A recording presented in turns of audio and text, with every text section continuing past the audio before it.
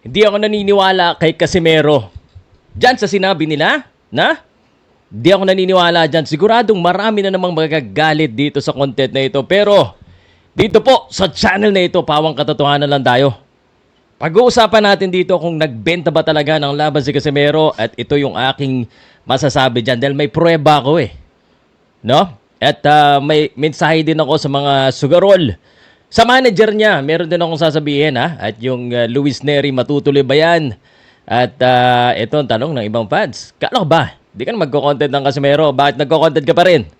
Pwes, ito na, sasagutin ko na. Iinom lang ulit ako ng kape. Okay?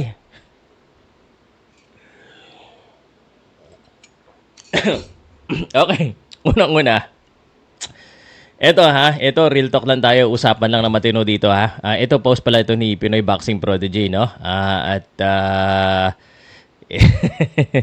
Sa totoo lang, ayaw nyo kasi maniwala eh. Dapat December ang laban lang eh. Minadali nyo, no? Ang gusto nila mangyari, nung una, ito ha. Sinusubukan nila akong ipahiya dahil sa sinabi kong December. Actually, hindi naman ako nagsabi ng December. Yung promoter nila eh, binalita ko lang. Ang nangyari yun, sino napahiya? Ako ba? Problema kasi, relax lang. Huwag puro sa pera iniisip natin. Pero ito totoo, no?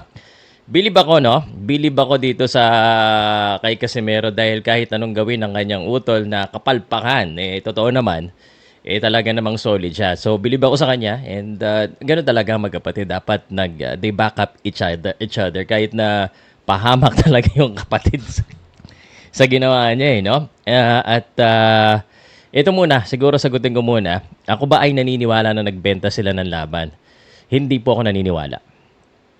Totoo naman. I think we're giving too much credit kay Jason para isipin niya magbenta ng laban. Parang hindi niya siguro kaya. Talagang hindi rin kaya ng kapasidad din nila siguro na mag-adjust dun sa laban na yon kasi kulang talaga si Jason Casimero. Yun totoo dyan. Pero sa tingin ko, binigay lahat ni Jandrel Casimero 100% ang kanya pong makakaya. Sinugod niya po na sinugod. Totoo naman. So, nothing to be ashamed of kay Casimero. Binigay niya. Hindi siya sumuko. Hindi katulad ng ibang laban. No? Yun. Ang problema lang, pahamak yung kapatid. Hindi na lang tanggapin na natalo sila. At kung ano na sinasabi, baka maimbestigahan pa sila dyan. May magreklamo pa. Ang pinakamasakit nga, sinabi ko, yung mga fans niya, syempre masasaktan yun. Sasabihin mo nagpatalo, tapos isa ka sa video ng video, vlog ka ng vlog na 30 seconds. Sino ba namang hindi magagalit? Pero sa tingin ko guys although opinion ko lamang po ito, kung iimbestigahan yan, bahala na sila. Sa tingin ko hindi naman totoo. Dahil sinubukan naman. At para sa akin, isang magandang bagay din na nakita ko sa laban. Kala ko nung una, hihingali na pagkatapos ng round number 4, 5, pero okay pa rin naman. Syempre, bumaba talaga. Bumagal talaga at hindi na ganun kalakas sa gaya ng first round, pero at least hindi lumabas yung dila. At least kahit papano, may condition pa rin. No? May condition. Condition. Nilagyan nga, kulang na lang conditioner kasi pinaliguan na naman ni Jason eh. Ito masagot ko lang din ha. Yung mga nagsabi, nagsabi na daw si Janriel na pinalagyan niya ng tubig. Bakit mo naman gagawin yun, Janriel? Hindi na pasok lalo yung tubig sa mata mo.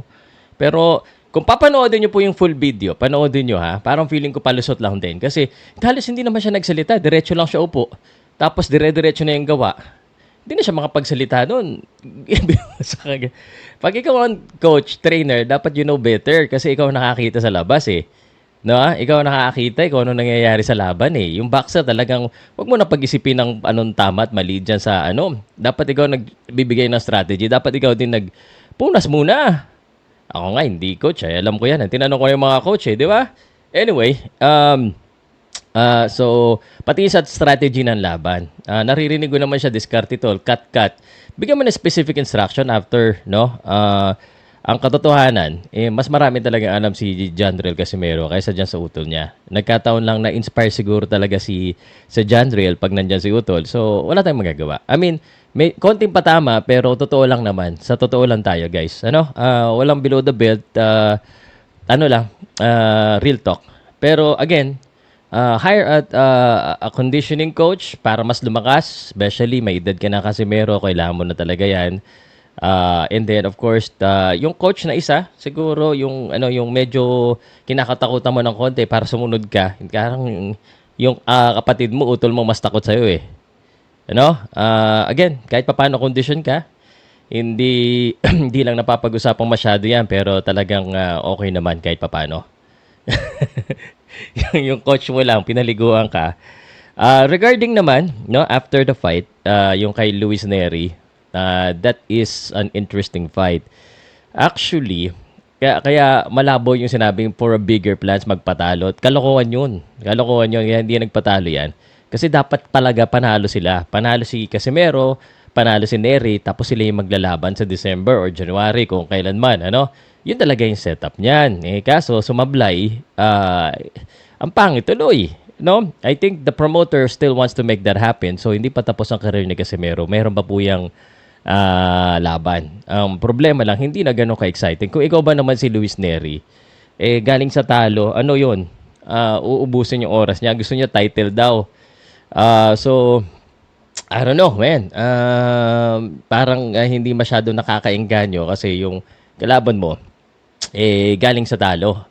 So, yung Luis Neri, parang naglabas yata siya ng opinion niya rito. Pero, di lang natin alam kung, kung matutuloy pa rin. Depende siguro sa pera yan, ano? So, pero lalaban pa rin niya si Casimero. Sana, ano lang, next time, wag na lang magsalita si Kuya Lods ng ganon, ano? Kasi, alam mo naman, John Rel, ikaw kausap ko, alam mo naman na mali eh. 'Di ba? Hindi naman dapat sabihin 'yun pagkatapos magpa-hype.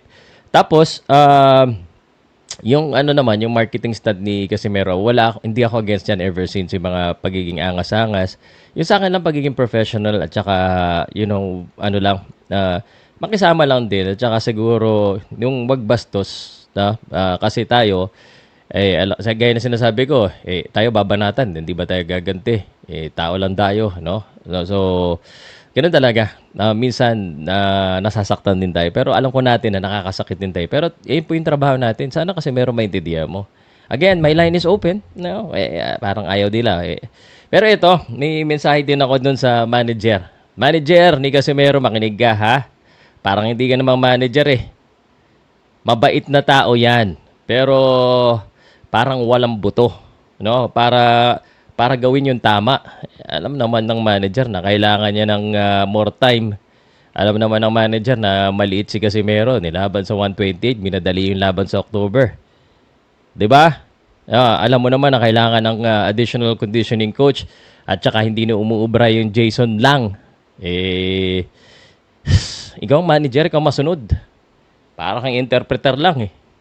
Mabait yan, kaibigan natin yan. Pero as a manager, he's a poor manager as of right now. You need to improve. Okay?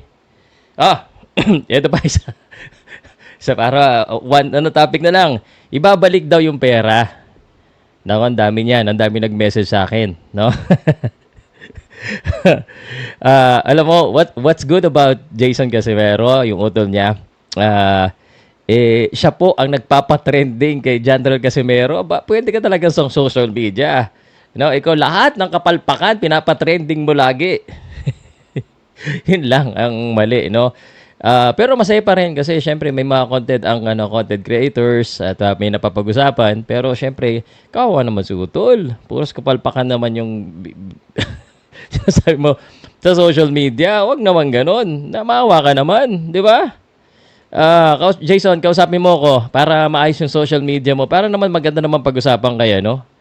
Kay kay General Casimero. Anyway, regarding sa pagbabalik niya ng pera, tingnan natin kung gagawin niya. Pero marami-rami yan. Pero pag binalik na yan, parang guilty tuloy. parang guilty ang Casimero Camp sa ginagawa nilang yan. So, para sa mga sugarol, no? Gusto ko lang sabihin to sa mga sugarol. Guys, Kahit anong sabihin ng boxer o kung sino man na sure ball, walang sure ball sa sugal. Be responsible. Ako every time, ito ha, ako po ay sponsored ng Arena Plus. Yan. Pero every time, sinasabi ko sa mga followers ko, kung itong ipangsusugal mo ay para sa ibang bagay, pagkain, tuition fee, sa motor o kung saan man, wag mo ipangsugal. Pang extra lang yan, pang enjoy lang yan. Pag natalo, sisisihin niyo yung boxer. Hindi dapat sisihin yung boxer. Yung boxer, ginagawa lang nila yan, pampahay talaga. No? Kailangan, handa kayo. Kaya nga ako, inaamin ko sa inyo, kay Casimero ako pumupusta, pero dito hindi ako pumusta kasi alam ko minadali nila eh. Tapos, 128 pounds pa. Hindi pwedeng nadadala kayo sa pa-hype. No? Pero, well, ganun talaga. Nagpadala kayo, kasalanan nyo yan. No? Di ko lang alam kung ma-refund talaga kayo. Yun lang. Ang mali lang talaga doon, nagsalita pa yung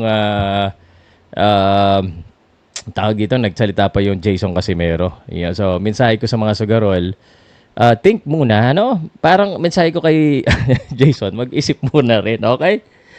Ay, nako. Pero again, hindi ako naniniwala na binenta nila yung laban. Sa tingin ko, lumaban talaga sila. Okay? Kinulang lang.